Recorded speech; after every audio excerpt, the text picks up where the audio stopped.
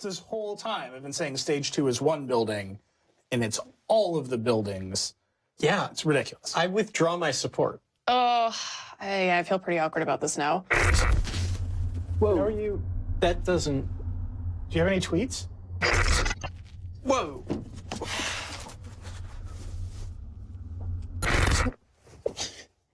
This is going to be annoying.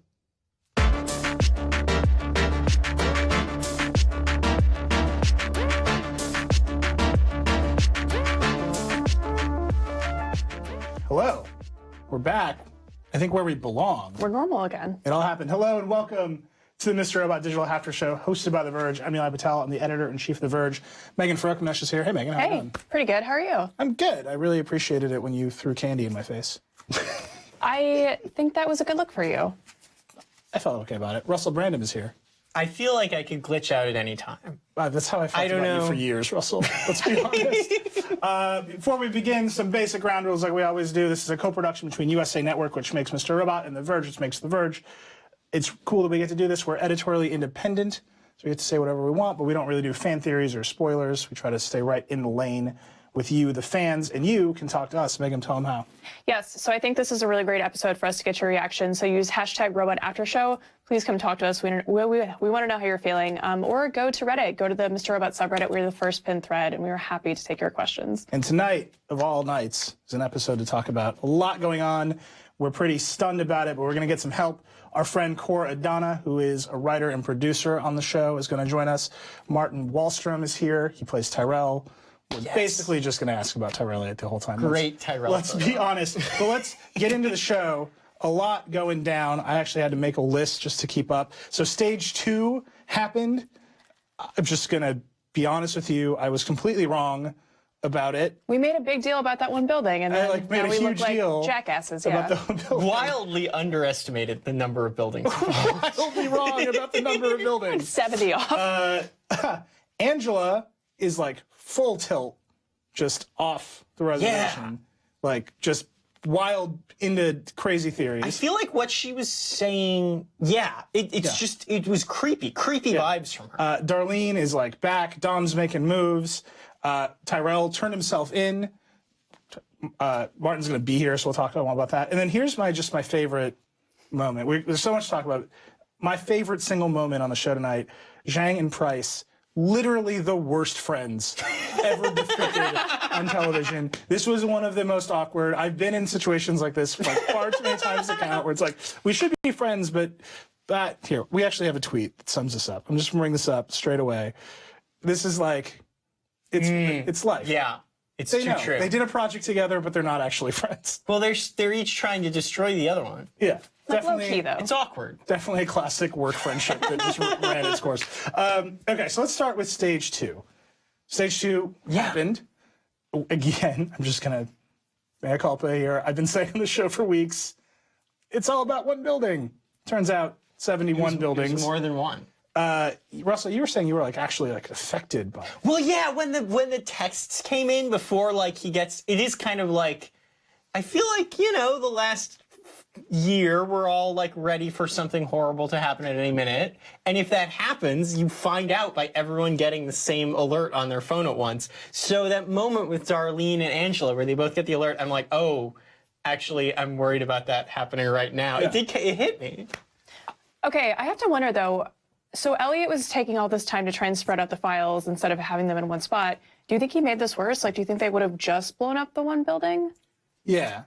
So the question is, was it Elliot's trying to stop it? Was Robot, because he was sending them all back Did he in. try and, like, stop this, or did he, like, miss the football he was trying to kick, basically? Right, and then Tyrell is like, I need to do all this stuff.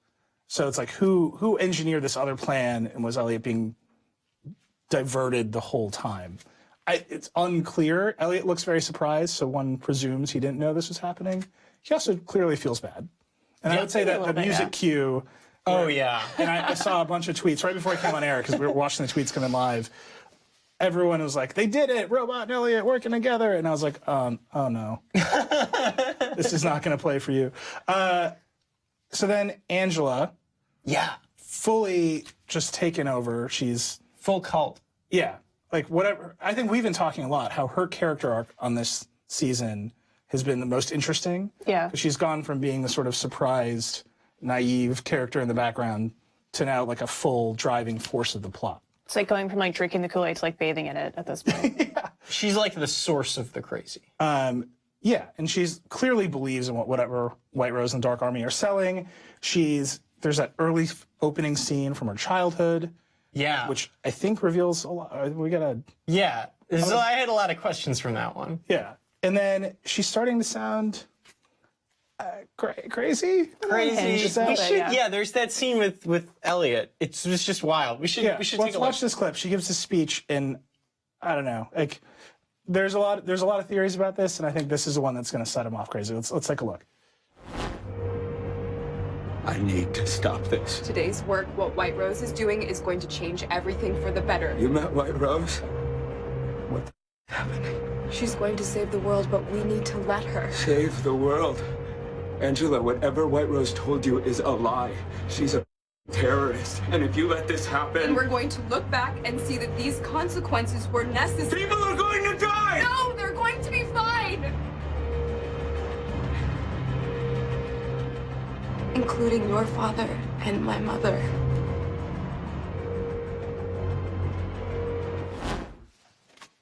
Okay, here's my big question for both of you.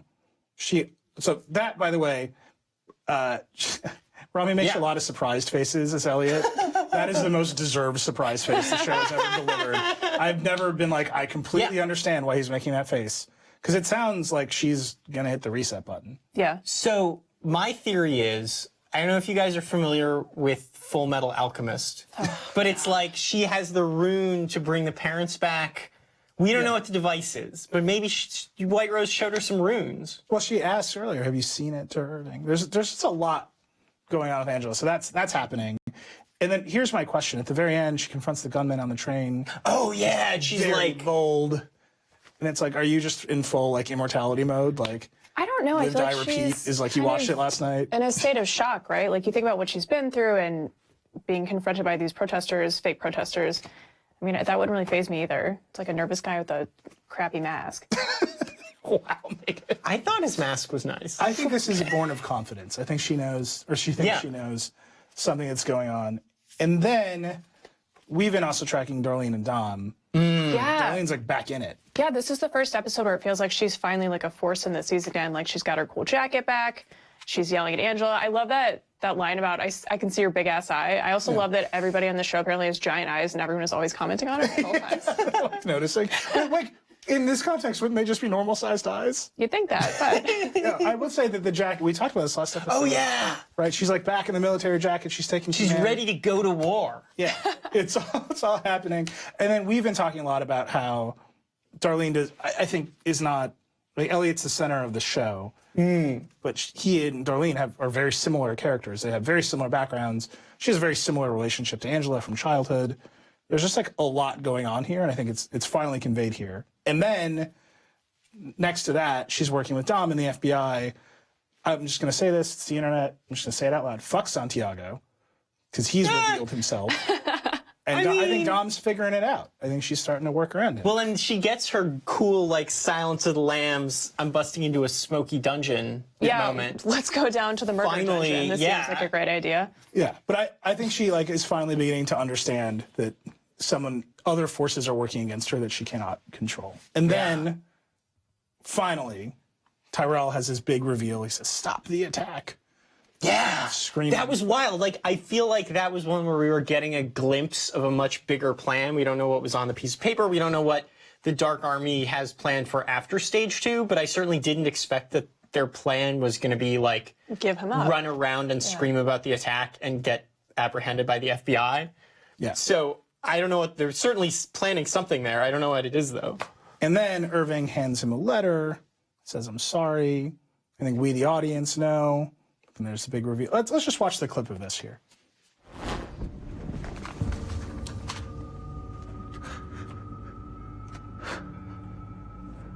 Follow the instructions inside. And then burn them. Well, unless Tyrell's taking a leak, what do you want to do? I'm gonna eat.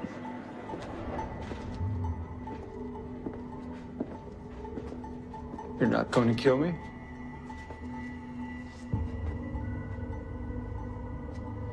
Tyrell?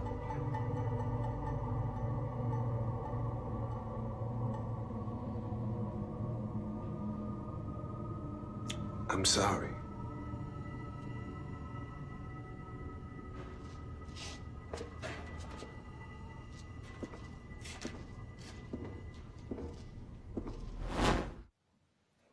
And we're back with the man himself. Tyrell is here. Martin Wallstrom, live from Sweden. Thank you for joining us, Martin. Thank you. So you're actually in Sweden. You've like flying all night. What time is it in the morning for you? That's like 5. So yeah, Wow. but I'm on your time because yeah. Well, I'm unclear about your hero status on the show, but here in real life, you are truly a hero for joining us. Thank you so much. Okay, Martin, so the first thing I want to ask you, what was on that piece of paper? Do you know? Well, I mean, Sam told me what it said. I mean, for fact, we had nothing on that paper. I read, I just acted. So I hope you noticed that. No, but I mean, Sam and I talked about it, and yeah, so I had to imagine it. Can you tell us what Sam said to you about what was on the paper? No. Absolutely not. Does Tyrell Absolutely know not. about his wife's alive or dead status? It's so scary being live because it's like whatever I say. Nah, I mean, he doesn't know that now. And yeah, I mean, we saw the goodbye from Irving, and yeah, the sort of doubleness he has in terms of, I'm sorry, Tyrell. I'm sure has a lot of that too, but no, he doesn't know about that now. Yeah. So whenever Irving doesn't actually hurt him, he doesn't kill him, do you think that Tyrell feels relieved? Like, how did you play that moment? Well, I think it's like when you just know that there's something fishy going on, like when he's being detained in the woods and chopping all that wood, and suddenly he's taken to New Confectura. It's like he's being used, but it's the only way out that he actually has. So I don't think he expected to be killed, and I don't think he's relieved by it either. It's like a fool to just hope on the last sort of hope there is, and I think he knew this was a big risk all the time. Can I ask you a question? When you were shooting the scenes in the woods, have you ever sharpened an axe before? Because one of my favorite scenes is you somewhat flippantly sharpening the axe at Irving. And I was just wondering, like, were you acting that, or you're just kind of like, I've never done this before, so I'm just making these motions? No, I had to train with a guy. He's It was like martial arts. Yeah, but then he gave me this small axe book, and we had to sort of practice how to sharpen the axe. So I wouldn't say I'm a pro, but I'm on my way there. Talk more about your version of the relationship between Tyrell and Irving, right? It starts pretty transactional. It seems to end pretty warmly. What were you thinking about that arc as time went on? Well, not warmly. One of the interesting. Well, you haven't seen everything. No, but one thing that I think is so nice with that relationship is that what we've seen from Tyrell these 3 seasons is that he is obviously an underdog trying to play a top dog. And when you see Irving, he is, in my eyes at least, he's a top dog, but he plays it down as he's the underdog. So they're opposites, which I think they both know. And yeah, I think Tyrell he has a lot of respect for Irving, and that's very interesting. Okay, so since you're on the show, I have to ask you, what are your feelings about Tyrell Elliott? Because we're super into it. I know the fans are obsessed, but I'd love to hear your opinion. I mean, this started out season 1 where I didn't really understand what it was like. They want him to be the same person, or they want him to be together. And then we were at Comic-Con 2 years ago, and a person from the audience asked, what would you like to see season 2 on Robot? And everybody gave their answer, and I said, I'd like to see Tyrell kiss Elliot. And it was like, I've never heard a sound like that. People went crazy. Then I understood, oh, this is an actual thing. But sure, I mean, and I've read about, like, yes, they're shipping, that I'm shipping them. I think it's sort of, I defend the character, and I don't think there's anyone on this of the characters that ship Tyrell Elliott more than Tyrell. So I'm just behind them on that. So what's the relationship like on set with, I guess, Rami and Christian? It seems like part of what's happening behind the scenes, the vibe is so different from what we see on screen. I try to kiss them all the time, but no, it's as you say, surprisingly very light, and we have a lot of like fun. Yeah, so I think in terms of being such a dark show, and maybe it's a boring answer. You know, everyone from a TV show or a film will say, "Oh, everyone's great." But that's just a fact. I think everybody is also so proud being on this, so that helps a lot too, of just keeping the spirit up. So I have a question. It's one of my favorite deliveries of the entire show. It's Irving's talking to you, and you say, "We were going to be gods together," and right, you started out, the first time you said it was triumphant, and this was so defeated, but it carried, I don't know, it was just amazing. Did you think about delivering that line? Were there like 50 takes where Sam was like, try it this way or that way, or did it just come out that way? Thank you. I don't think, no, we didn't do 50 takes on that one. It's sort of, I think in the last one, when he tries to explain to Irving, it's also like he's so ashamed. It's like when you've been drunk, doing something, made a fool out of yourself, and then understand that this was just a stupid idea. So I think in terms of the God thing, at the arcade, he tries to convince Robot / Elliot to let him live, and he has this epiphany. So that's something else. So I think being gods, maybe I translated into my head as we were going to be, one, how you want to interpret that, that it's just different. We see different stages of a love story that's never happening. So we had this question last week. Do you think Tyrell's in love with Robot or Elliot? Elliot.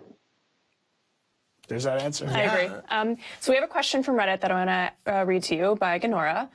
So Tyrell has some very serious American Psycho vibes in season 1. Are there any other films you drew inspiration from in portraying Tyrell? I remember Sam talked about, it was very obvious, of course, that we had American Psycho as inspiration. One thing I can say is that the interrogation scene with Wally Shawn is, of course, for film nerds, it's an homage, what to say, from The Master with Joaquin Phoenix and Philip Seymour Hoffman. So I wouldn't say that we've drawn from that character, but there's always like different, they just steal good stuff and put it in the show and make me act them. So I understand that you talk to writer-producer Cor Adana like pretty regularly before every episode. What kind of questions do you ask him? The thing is that I have the respect I have for the writers. I always try to be silent when I'm with the writers because they're all so smart. So whatever I say just sounds stupid. So it's a lot about like the technical stuff, that I ask Core about, and sometimes I'll force him to learn like typing stuff. But yeah, he's got a bunch of emails from me, I think. All right. Well, as it happens, Cora's sitting right here. Welcome, Cora Donna. Hey, Martin. So now I'm just going to put you on the spot. That was a good job sucking up. You did a great job, Martin. For the record, you've never, ever sounded stupid. Ever. I don't know about that. Wait, I'm Silent. Martin, let's get a peek into it. I want you to ask Cora some questions about, you know, the upcoming episode, exactly what happens in it. But let's get a peek into how you guys talk about the show. Yeah. Do you want me to? I wrote down some questions, Core. Okay. Very well prepared. He's prepared. I'm impressed. So yeah. Now, how many? Bear with me. How many Swedish references did you end up not using this season? Honestly, I think we ended up using every single one. And personally, I was worried about offending you. I hope you're not offended. I hope you enjoy what you see and hear on the show with regard to singing. I do feel a little bad, though. You're making me feel bad. Nothing was left out. Okay. It's good to know that you really just punched me in the face. Okay. I'm sorry, Martin. So here's yeah. That's like, I'm going to deal with you later. Yeah. I've seen a man with an axe. Is it hard? Yeah. Is it hard to find the line between being technically accurate regarding hacking and still making the larger audience understand what's going on? So it's like pleasing to audience, so to speak. Well, it is difficult, and the other writers and I work really hard to make sure that all of the scenes are working on a emotional level first, on a character level. So you understand Elliot or Mr. Robot or Tyrell's stakes in the scene, what they want to accomplish. And if you understand the technology and you understand the lingo and you recognize the tools we're using, you have the added bonus of recognizing that, hey, we're using authentic tools, and it works on two levels that way. But that first level is most important. Like, the story needs to make sense. Yeah. What's a hack that you two have worked on, Martin? What's one that you didn't understand that Cora had to explain? Well, early on, I think it was just something as simple on season 1. What's a honeypot? So that's my level. So Martin, we sent you a present. I'm wondering if you actually got it. Yeah. He's super excited about it. Yeah. I just have, it's not a question for Core, it's a demand. It's a demand. If we go for a season 4, would you fight for me in the writer's room to give me 10 minutes to pitch the storyline? And what would I have to do to be successful? If we don't have time to answer this, All right, 100% I will fight for you, and I think Sam might be open to it. And my advice for you is to make sure that your pitch doesn't sound self-serving. So don't go in there and be like, hey, let's have a 10-minute monologue for Tyrell. Like about honeypots or whatever. Like, if the writers sense that you're being self-serving, then they're going to ignore you. But if you're trying to service the story, then we might be open to it. We're making dreams come true tonight. then I might not do it. All right, let's see this gift. Yeah. All right, Here we go. Something in the mail. I don't know what it is. Here we go. Thought it was a pillow at first. It was a pillow. It's pillow shaped. I don't know what it is. Okay. Yeah. Yeah. Important bubble wrap situation. Bubble wrap. Yeah, it's bubble wrapped. Joanna said. I'm popping. Yeah. What is this? Here we go. Sorry. Take a look. Yes. It's our favorite piece of Tyrelliot fan art right there. Please bring that above your head. Thank you.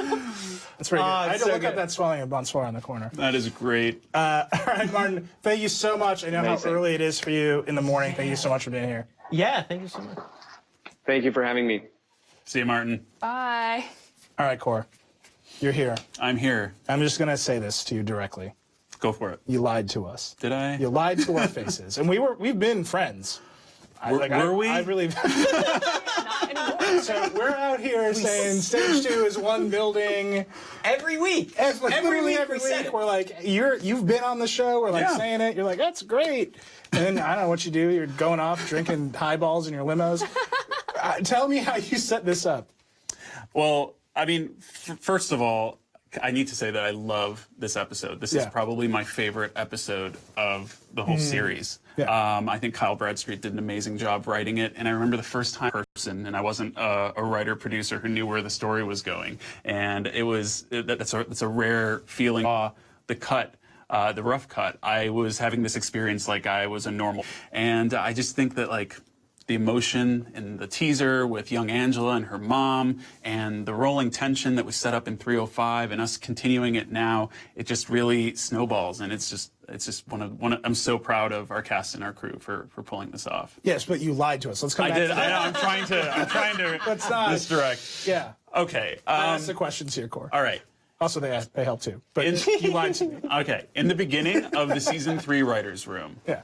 it was one building. Yeah. It was always going to be one building. And we were excited about it because we set it up in season 2 and we knew we were going to pay it off in the middle of season 3. Yet when we started talking about it, it was like, all right, we've hyped up the stage 2 thing so much, it feels a little boring and anticlimactic for it just to be this one building. And then we were like, all right, well, shit, what are we going to do? So we started leaning into what is Elliot doing? So Elliot's doing his patch for the HSMs. He's also doing his shipping hack, where he's rerouting the paper to all these different locations and to try and keep it away from this single recovery building. So that created the question, if we were the Dark Army, and Elliot was screwing with our plans like this, and we knew about that, what would we do with unlimited resources? Yeah. Take out all the buildings. And when we started talking about that, we loved it because we could earn that moment of Elliot having his glory, having his win, and really saving the recovery building and feeling that moment of triumph with him, only to learn seconds later that in doing so, he caused the Dark Army to target 71 buildings. And he has that great line at the end here in VO where he says, the recovery building wasn't the single point of failure. I was. Yeah. So that was awesome. So it was his fault. Yeah, that's the main thing. It wasn't just my fault. It was everything. Oh, you mean Elliot's fault. Definitely Elliot's fault. I thought you were still trying to... Wait, so It's also your fault. It's also my fault. Okay, everything's my fault. So this is like one of those nightmare scenarios in the world that you think about. Are you trying to map that onto reality? Are you thinking how this would actually play out, or is this entirely in the world of Robot? Well, we try and attack all the situations and the conflicts you see on Robot with as much realism as possible. But we set up this conceit in season 1 where we have this fictitious conglomerate, an evil corp, that owns 70% of the world's consumer debt.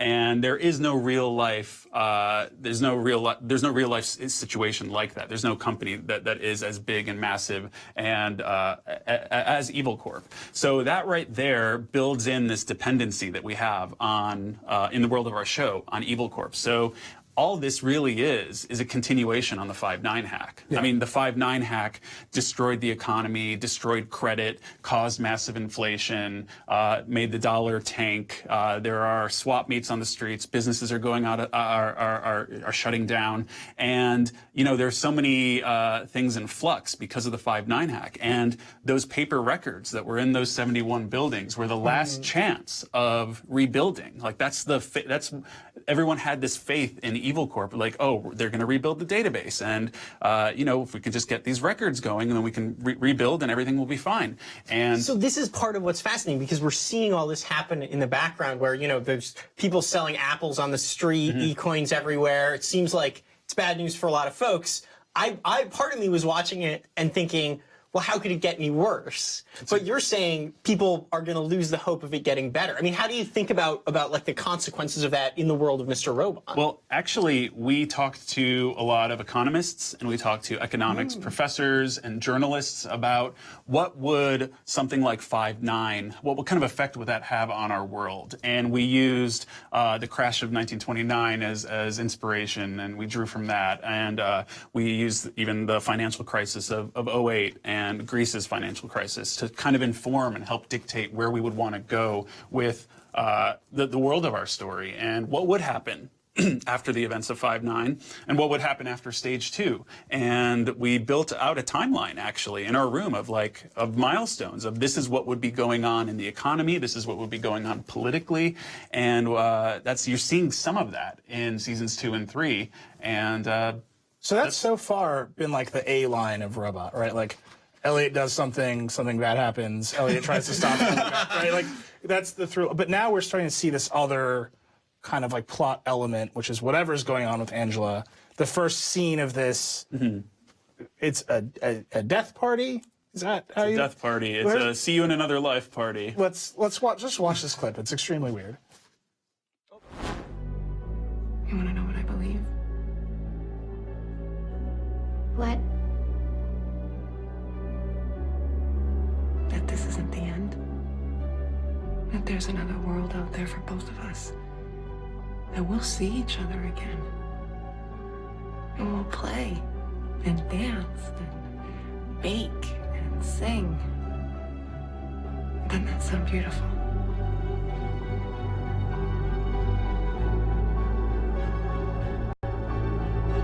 Will you believe with me?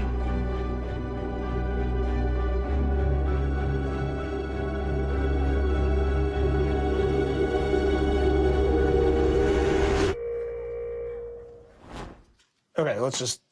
I love that music. The music is amazing. Really beautiful, yeah. Mac Quayle, his work in this episode is unbelievable. Again with the pre-misdirection. Matt is great. He's going to be here in a couple weeks. What is going on there? Is that the time? Is it time travel? Is that a thing? What is happening? Is it Full Metal Alchemist? Just not if it's Full I Metal. will say pump up this. the volume. I will say this. This is one of my favorite scenes. Yeah. Even watching it now, I still get a little teary-eyed watching it and I've seen this hundreds of times. And it brings up that notion that I personally struggle with, and I think a lot of other people struggle with. Is like, are we going to be able to keep these relationships that we have with loved ones after they pass away? And that's where the idea for this kind of going away party originated. And what's so beautiful about it, and what Kyle did a great job of in writing this scene, is it plants the seeds for Angela's belief. Yeah. Like I watch that and I'm empathizing with her. I'm so on her side. I'm rooting for her, and I want her to be reunited with her mom. I want to believe what her mom is telling her, and I can see it on her face as she's starting to believe. And from the end of season 2 that White Rose uses that to turn her into a Dark Army agent. Uses that belief, and it's heartbreaking and it's beautiful. So you're saying confirmed? I mean, if that's what you heard. Okay. Why do we bring you back here? Why do you bring me back here? I don't know. I just like the pain. It's time for a segment. I think our most important segment. You're gonna have to say it with us in a second. But what does it all mean? What does it all mean? What does it all mean? Oh, that was almost in sync. That was perfect. So this segment is dedicated to the fans, and so in this episode, in this episode, we're going to talk a little bit about Robot and Elliot. We've seen them kind of come to blows before, but I think we got a really great scene, like my favorite scene in the episode, of them actually fighting in this very Fight Club style. So we actually have a clip that we're going to play here.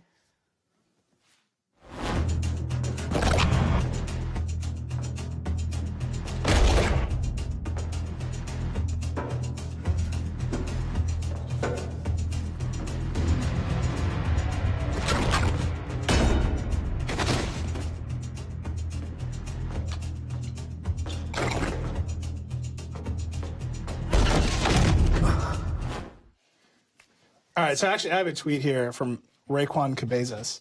I don't know about you, but I loved all the Fight Club references in this episode, especially the whole Fight Club fake out in the end. This is just straight up the question. Do you guys think about Fight Club? Because it's come up, but I know Sam has kind of dodged it in the past. We think about so many different movies and television shows. Fight Club is one of them. It's an expert dodge. We think about many different. That was better than references. Sam or than Elliot dodging himself in the hallway. So we on Reddit asked fans if they preferred Christian Slater's Mr. Robot or Rami Malek's Elliot, and honestly, overwhelmingly, everybody really likes Elliot. So we actually have a really good answer here from Red Havoc 80 that I think sums it up well. I identify more with Elliot because he realizes there are boundaries morally. In the second season, he dreams of making things right with the tour guide at Steel Mountain, among living in a peaceful family and with society. He only wants to be a part of F Society because his loneliness makes him feel as though he's part of a team. Mr. Robot is the direct opposite of what Elliot really wants, which is such a sad, tragic read on Elliot, but also so accurate. So at the end of this, right, Robot helps Elliot. Are we seeing them come together? Are they a team now? Or are they still fighting? What's great is you're asking the question that we wanted you to ask when you watched this scene. That's Did what's Core lie to beautiful. me again? No, but I mean, seriously, that is the question. And I guess all I can say is keep watching, Yeah. find out. I mean, it'll go into some interesting places. But do you think this is if the A line is Elliot does something bad happens and he tries to stop it, is that the continuation of like that main thrust of the story? Possibly. It's just me just not answering any. I don't even know why you bring me on here. Don't answer anything for us, but we also asked if fans Useless. All right, wanted Megan, to you give it a see- shot. Let's see how this goes. Yeah, well, we asked if fans wanted to see Robot and Elliot come to any kind of compromise, and actually, Mr. T-Core responded, Mr. Robot needs to go away for this journey to make sense. He's this abusive authority that emerged ironically, the results of multiple abusive authorities. It's a manifestation of Elliot's subconscious. He's essentially seeking to heal it by attempting to change the real world. And he goes on, but it's, I think, a really beautiful answer and probably a good point. So maybe you guys should pay attention to that. It is a beautiful answer. I'll give you that. Take more cues from Reddit. We take a lot, actually. Yeah. Do you guys look at the fan art? I mean, we're showing it up behind us right now. Yeah, look at the fan art. We read it. I try and read as much as I can as a sub. As a writer, do you see where the fans are going and then try to like dodge away from them? I mean, not really. I mean, Yeah. sometimes not really. Because we want to go where we feel the story and our characters would organically go. And if some fans are able to call that out before it happens, then fine. If they're going to theorize about something else, then that's fine too. I just like reading about it. Yeah. So stage 2, again, built on a foundation of lies, directly from you to me. But stage 2 is complete now. Or is it? Stage 2 is complete. So what? Is there a stage 3? Like, what should we be looking forward to? I think Stage 2 is a game changer for almost every single character on this show. And I feel that Elliot, Robot, Tyrell, Darlene, and Angela are in some way complicit in what just happened to the world. So, I mean, we have a couple more episodes where we're really going to discover what that means and experience the fallout with them and how they react to something this massive and catastrophic. Did Price know that stage 2 is happening in this way? All right, now we're over time. Stage 2 is a game changer. We got off on the wrong foot. You can't start an interview with "you lie" and then expect it to go well. Next Sorry. time I'm going to start it the way Martin started and just be like, can I have stuff? That's great. All right, we are way over time. Thank you so much for joining us at Mr. Robot Digital After Show, hosted by The Verge. Thank you to Core for Thank being you, guys. here. A medium thank you. A big thank you to Martin for being here. That was great. Mr. Robot is on USA Network Wednesdays at 10 p.m. That's on next week. The after show is taking a break next week for Thanksgiving, but we'll be on again the week after that. So check out the episode next week. We'll see you in a couple weeks. Thank you so much for watching. Thank you.